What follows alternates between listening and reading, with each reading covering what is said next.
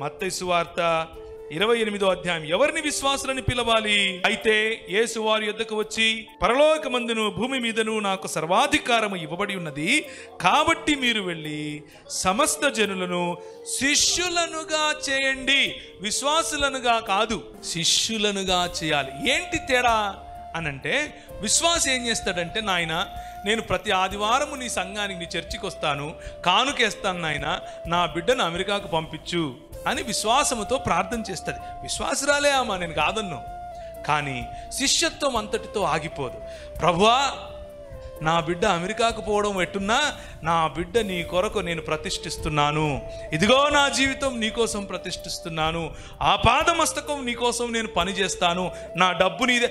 10% ప్రభు నువ్వు అడిగింది కాదు, అంతా నీదే అనేవాడు శిష్యుడు.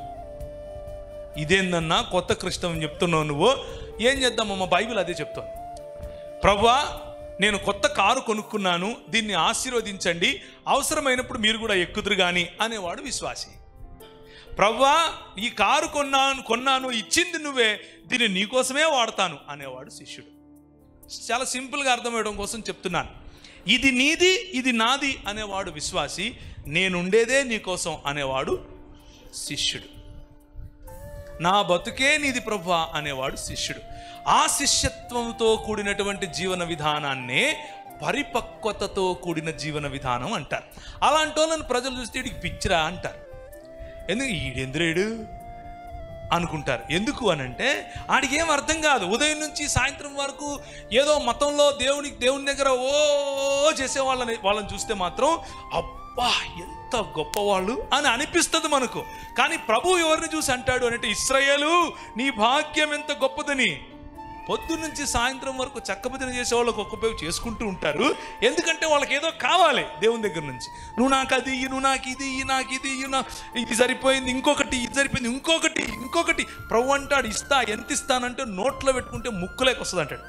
నేను అనలేదు, అది దేవుని వాక్యంలోనే ఉంది. ఆయన పూరేళ్లను పంపించాడు. ఎప్పుడైనా సమయం దొరికినప్పుడు చదువుకోండి. సో అలాంటి వాళ్ళు విశ్వాసులు లెక్క. కానీ క్రైస్తవులు శిష్యులుగా ఉండాలి. శిష్యులు ఏం చేస్తారంటే, నా దశంభాగం, నా కొంచెం సమయం, సాయంత్రం సమయం చర్చి దగ్గరకు వచ్చి ఇక్కడ నిలబడినప్పుడు, ఇదిగో ఇక్కడ కూర్చొని ప్రార్థన చేసినప్పుడు నీ సమయం అనేవాళ్ళు కాదు. 365 రోజులు నీకే, ప్రతి క్షణము నీకే అన్నటువంటి అంకిత భావం ఉంటుంది చూసారా, వాళ్ళను శిష్యులు అంటారు.